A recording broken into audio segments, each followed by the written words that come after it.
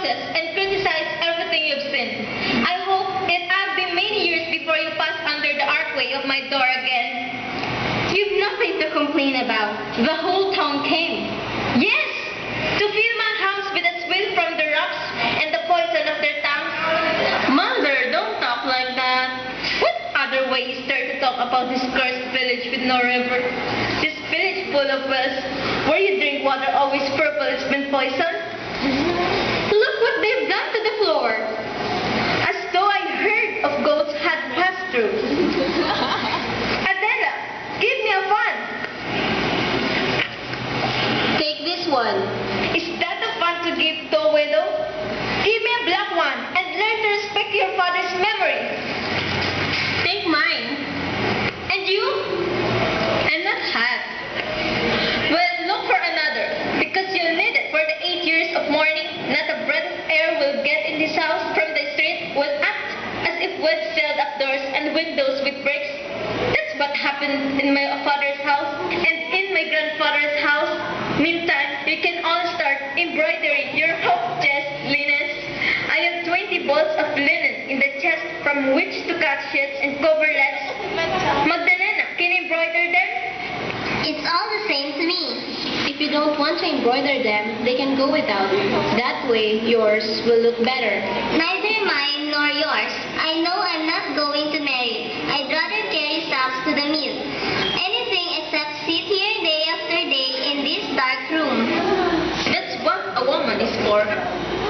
Cursed be all women. In this house, you do what I order. You can't run with the story to your father anymore. Needle and thread for women. Whiplash and mulls for men. That's the way it has to be for people who have certain obligations.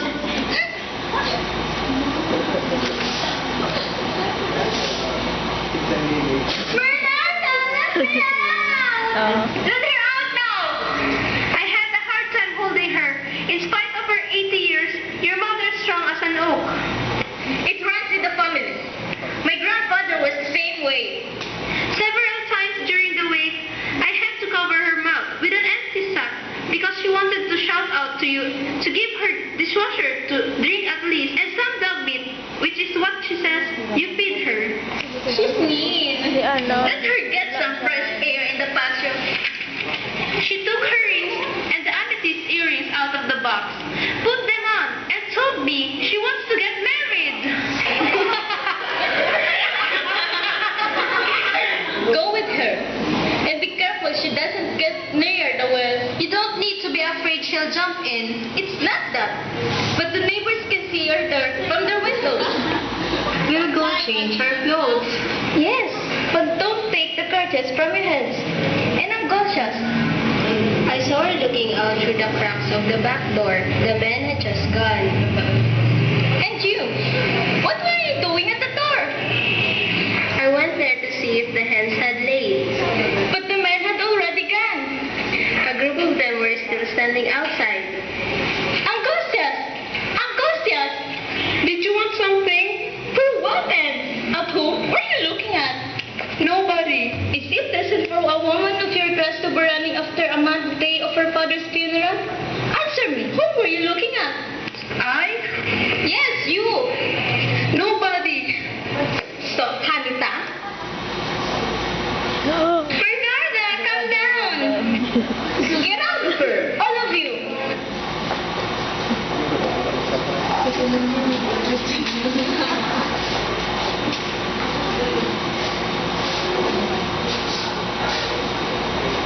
She did it not realizing what she was doing. Although it's bad, of course.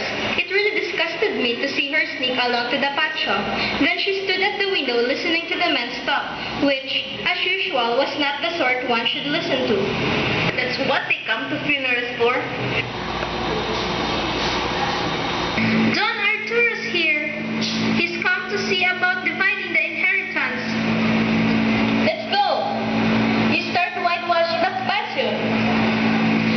And you start putting all the dead man clothes away to the chest.